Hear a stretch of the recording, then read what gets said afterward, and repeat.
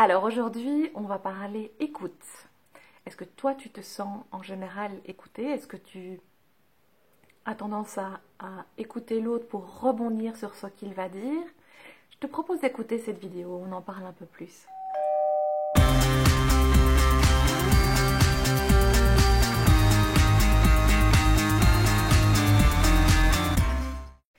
Être à l'écoute, c'est faire preuve d'humanité.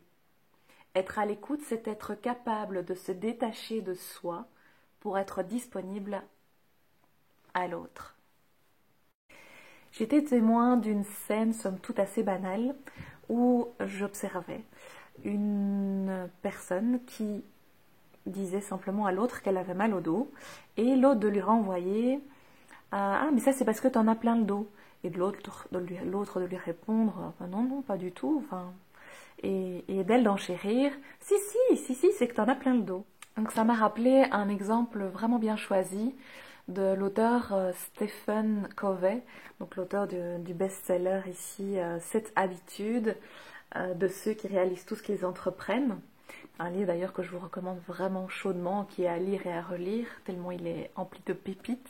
Dans ce livre, il nous parle d'un exemple d'un client qui vient chez un ophtalmo, et celui-ci, avant même d'avoir entendu son client, lui prend ses lunettes et ces lunettes qui lui avaient donné tant de bonheur, qui avaient permis à sa vue d'être différente, eh bien il prend ces lunettes et il les donne à son client. Tiens, tenez, ça c'est merveilleux, ça m'a changé la vie, vous allez voir, ça va faire des merveilles chez vous.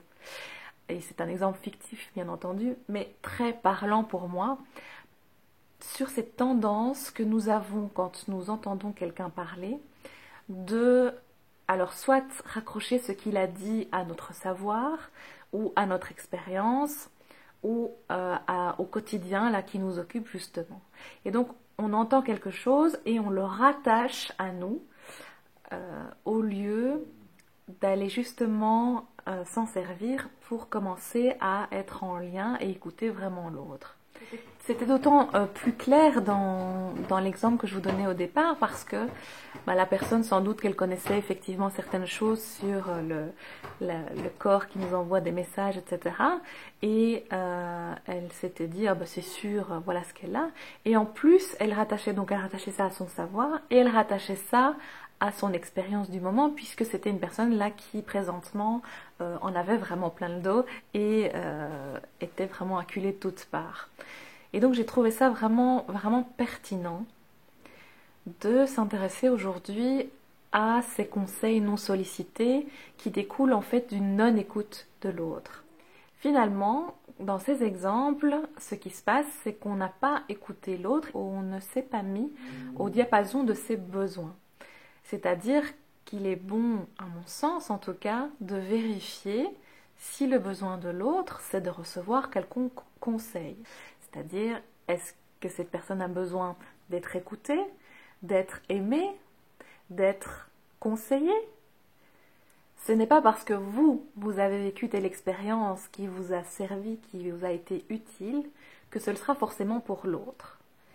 Et ça, c'est une chose qu'on oublie régulièrement, que je vois en tout cas qu'on oublie régulièrement.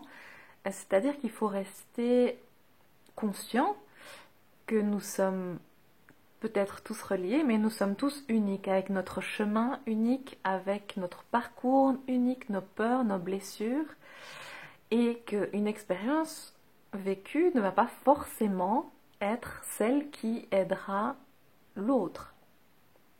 De la même manière, un deuxième point intéressant aussi, c'est que la personne en face de vous, elle n'est peut-être pas prête du tout à ou entendre ce que vous avez à lui dire, ou tester, même expérimenter ce que vous lui proposez. Et donc, pour moi, même si votre élan est de contribuer au mieux-être de la personne, c'est la plupart du temps contre-productif. Parce que ce qui risque de se passer, et d'ailleurs, peut-être mettez-vous dans la place de la personne qui n'est pas écoutée. Quand vous avez par exemple juste envie d'être écouté et que quelqu'un vient avec tout un tas de conseils parce qu'il a vécu ci, il a vécu ça, et si ça marche, ça c'est une super technique, etc. Mettez-vous dans cette peau et dites-vous, quel effet ça me fait quand on me bombarde comme ça de conseils ou de pratiques pour que j'aille mieux, alors qu'en fait j'ai rien demandé et ce que je voulais c'était juste être entendue. Et que c'est peut-être juste pas du tout le moment pour moi d'entendre ce genre de choses. Donc finalement votre élan c'était de contribuer et en fait ce qui risque de se passer c'est que vous allez probablement vous retrouver devant une personne qui va se braquer, qui va se fermer, parce que vous êtes en train de forcer quelque chose en elle.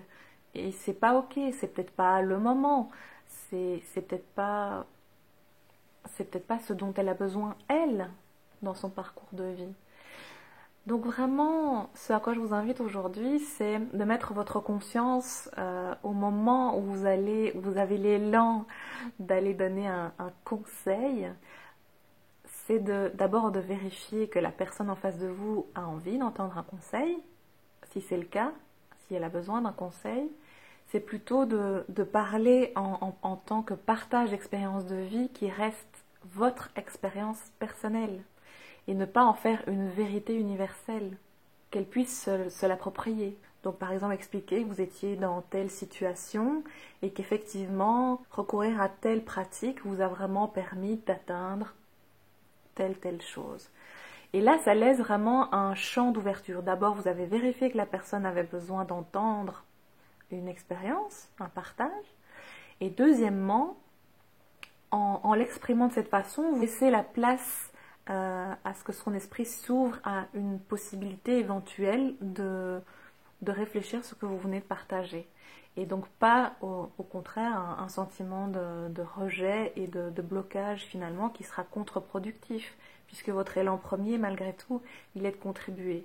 Voilà, je vous souhaite une excellente journée ou une très belle soirée et je vous retrouve demain avec une nouvelle chronique.